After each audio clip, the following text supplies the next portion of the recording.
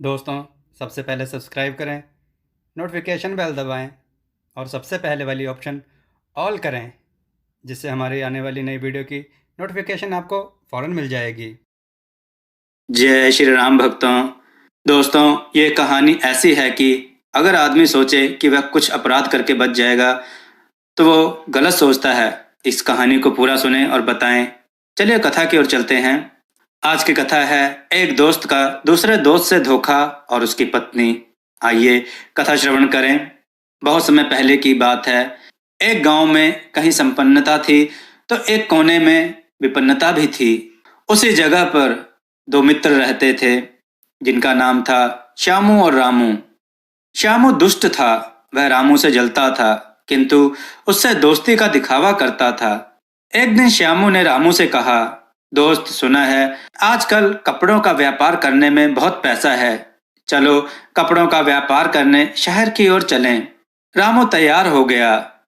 उन दोनों ने अपने माता पिता को भी यह बात बता दी। वे भी उनको कपड़ों के व्यापार के लिए शहर भेजने को राजी हो गए। वे शहर चले गए।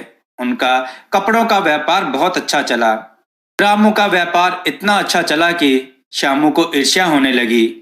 एक दिन श्यामू ने रामू से कहा, अब हमने बहुत सा धन कमा लिया, अब हमें अपने गांव वापस लौटना चाहिए। रामू गांव वापस लौटने को तैयार हो गया। वे दोनों गांव लौट रहे थे। सुनसान रास्ता था। तभी बारिश होने लगी। जमीन में पानी के बुलबुले उठने लगे। श्यामू के मन में पाप आ गया। वह सोचने लगा, रामू ने बहुत सा पैसा कमाया है, मैंने बहुत कम पैसा कमाया है। अगर मैं यहीं रास्ते में रामू को मार दूं तो सारा माल और सारा पैसा मेरा हो जाएगा। वह रामू का गला दबाने को तैयार हो गया। जब वह रामू का गला दबा रहा था तो रामू बोला, देख श्यामू, तू अच्छा नहीं कर रहा है। बुरे काम का बुरा परिणाम होता है। मैं मर जाऊंगा तो भी तू नहीं बचेगा। राजा तुझे मृत्यु दंड अवश्य देगा। इस सुनसान जंगल में राजा के पास कौन तेरी गवाही देगा? श्यामू बोला, देख इस बारिश को जो हो रही है, जमीन में पानी के बुलबुले उठ रहे हैं। ये सब राजा के सामने मेरी गवाही देंगे। पानी के बुलबुले क्या इंसान हैं जो राजा के सामने तेरी गवाही देंगे? मूर्ख कहीं का।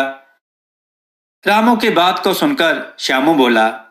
श्यामू ने रामू का गला दबाकर उसे मार दिया। उसने रामू की लाश गहरी खाई में फेंक दी। रामू के सामान और धन को अपने साथ लेकर श्यामू अपने गांव पहुंच गया। गांव में पहुंचते ही रामू के पिता ने श्यामू से अपने बेटे के बारे में पूछा।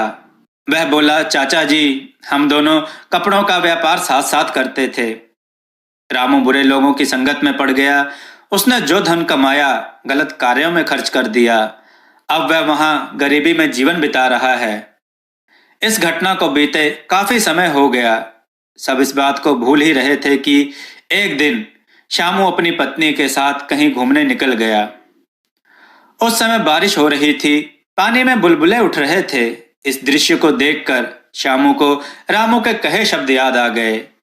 देख, इस समय बारिश हो रही है, पानी की बूंदों से जमीन में बुलबुले उठ रहे हैं। ये सब राजा के सामने मेरी गवाही देंगे।